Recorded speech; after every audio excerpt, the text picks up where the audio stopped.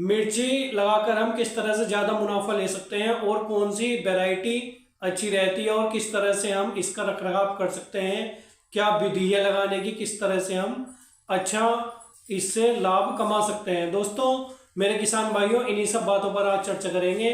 मैं विकास राज आपके अपने YouTube channel I love farming में स्वागत करता हूं। दोस्तों अगर अभी तक आपने हमारे चैनल को सब्सक्राइब नहीं किया है तो सब्सक्राइब कर लीजिए और बेल आइकन को प्रेस कर लीजिए ताकि आने वाली वीडियो का नोटिफिकेशन आपको मिल जाए।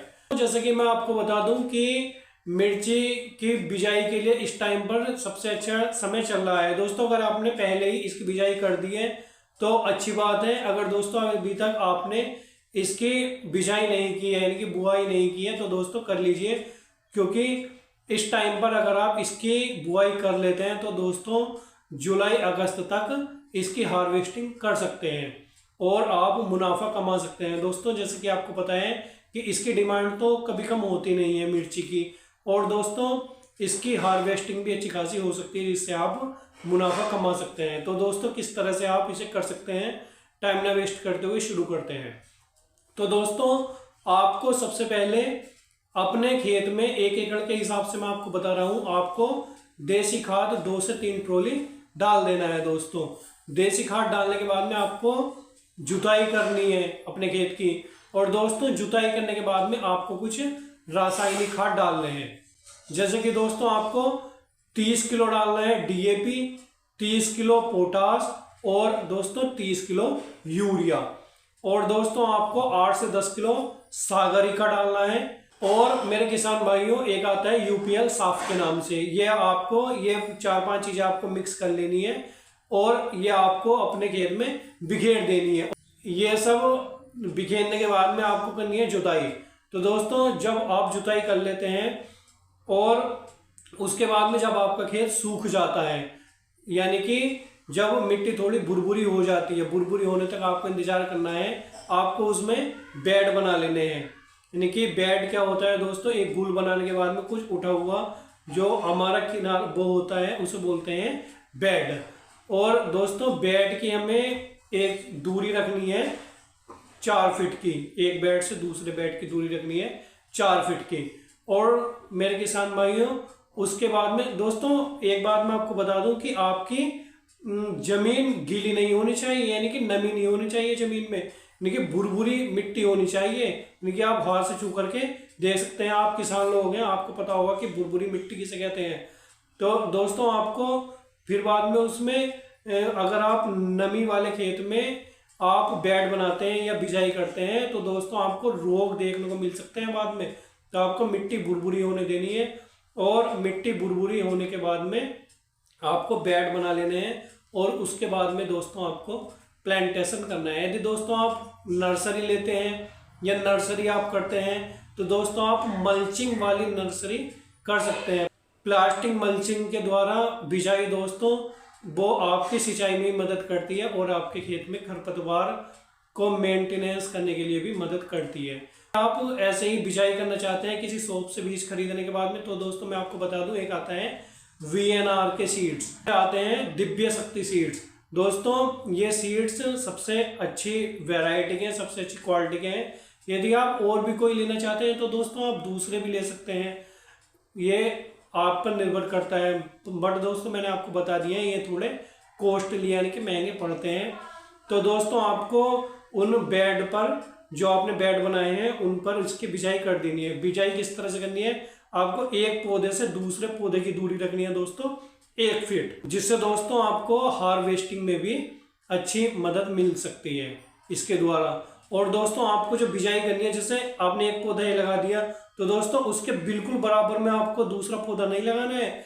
आपको दोस्तों ऐसे जिगजैग पैटर्न में लगाना है, यानी कि आड़े इस तरह से भी ऐसे और इस तरह से। देखने पर दोस्तों ये इस तरह से हमें वी आकार में लगाना है, इस टाइप से दोस्तों, यानी कि इस टाइप से आपको इसकी बिजाई करनी है, जिससे दोस्तों आपको हार्वेस्टिंग में मदद मिले। दोस्तों जब आप बिजाई कर देते हैं और 10 से 15 दिन हो जाते हैं, यानी कि जब आपका पौधा निकलना शुरू हो जाता है, तो दोस्तों मेरे किसान भाइयों आपको क्या करना है, जब यानी कि पहले देख लेना है कि उसकी जड़ मजबूत हुई है या नहीं। आपको पहले एक पौधा देख लेना है। उसके बाद में दोस्तों जब वो आपका पौधा जड़ पकड़ जाता है, उसके बाद में आपको दोस्तों NPK 19-19-19 आपको दोस्तों अपने खेत में लगा देना है। NPK में होता है नाइट्रोजन, पोटास और फास्फोरस। इससे आपके पौधे की ग्रोथ अच्छी होती है और पत्तियां हरी भरी रहती हैं और फल भी ज़्यादा अच्छा आता है।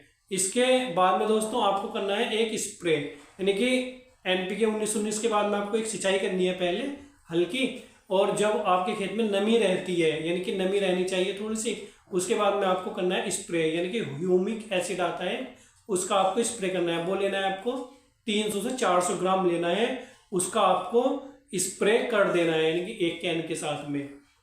और दोस्तों इसका स्प्रे जब आप करते हैं तो दोस्तों आपको क्या फायदा मिलता है इससे? एक तो प्रकाश संश्लेषण की क्रिया बहुत अच्छे से होती है। इसमें होता है दोस्तों एक एसिड होता है, अम्ल होता है, इसके द्वारा आपको जो पौधा है वो ग्रोथ भी अच्छी करता है, पत्तियां हरी भरी रहती हैं, और दोस्तों आपका जो फूल बनता है इसके बाद में वो भी दोस्तों कहीं ना कहीं आपको अच्छा बन जाता है। और मेरे किसान भाइयों जो आपका फल बनने वाला है, यानी कि फूल बनने वाला है, उस फूल में कोई जो जैसे फफूंद वगैरह लग जाती है वो भी इस एसिड के द्वारा नहीं लगती है। बहुत अच्छा इसका रिजल्ट है।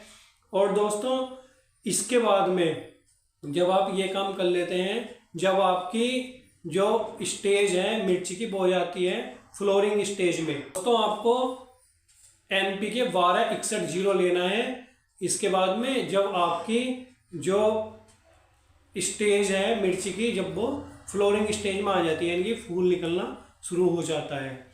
और दोस्तों उसके बाद में यानी कि जब आप ये स्प्रे कर देते हैं 12-61-0 का NPK, उसके बाद में आपको सिंचाई कर देनी है अपने खेत में।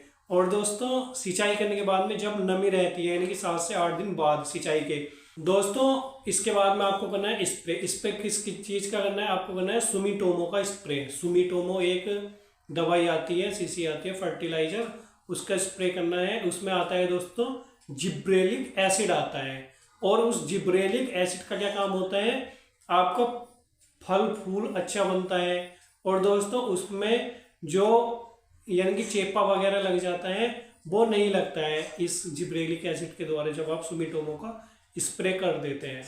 और दोस्तों जो फल है, जो फूल आने वाला होता है वो भी अच्छी मात्रा में आता है, यानी कि और जो पौधे की बढ़वार है वो भी अच्छी होती है सुमिटोमो एसिड के द्वारा।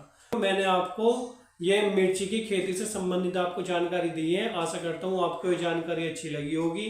अगर दोस्तों आपको मेरे द्वारा दी गई जानकारी अच्छी लगी हो मेरे किसान भाइयों, तो दोस्तों मुझे सपोर्ट करें, मेरी मदद करें दोस्तों। और दोस्तों मैं आपसे बता दूं कि जब मेरे 1000 सब्सक्राइबर हो जाएंगे, यानी कि दोस्तों मेरा चैनल जब मोनेटाइज हो जाएगा, तो दोस्तों मैं आपको अपना व्हाट्सएप नंबर भी दूंगा, और दोस्तों आप मुझे कॉल कर सकते हैं डायरेक्ट, और मुझसे व्हाट्सएप पर अपनी प्रॉब्लम बता सकते हैं। दोस्तों यदि आप इस तरह से मिर्ची की फसल बोते हैं, यानी कि मिर्ची की सब्जी बोते हैं, और उसमें अगर अब भी कोई दिक्कत आती है तो दोस्तों आप मुझे कमेंट करके बता सकते हैं, मैं आपकी समस्या का समाधान करूंगा। दोस्तों मेरे किसान भाइयों बस धन्यवाद।